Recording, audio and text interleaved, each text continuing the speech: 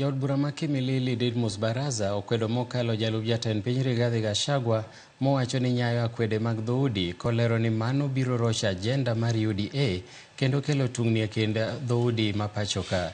Koloso e yo matisi e kar jung'od bura mare, jaod burano nowacho ni weche mawuok e dho jalup jatend piny nyalo duoko Kenya e kinde mudho.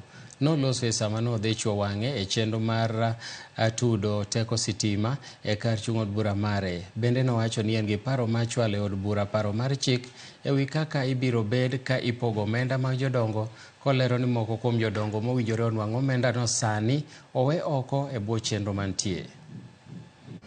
Sasa wewe kiongozi ambaye umechaguliwa, kabla utoe matamshi, kabla uchukue microphone na useme chochote, lazima ukitazame, uangalie, ufanye ibada na wewe mwenyewe, uone yale matamshi yako.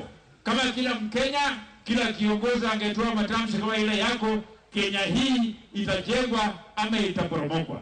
Na kama itajengwa, kama ni matamshi mazuri, uongee na microphone kwa upande mlima mkubwa zaidi, uongee hapo ili Wakenya wasikie. Kama ni matamshi ambayo inaleta ukabila, ambayo Kenya karibu tunasahau maneno ya ukabila, ufunge mdomo yako.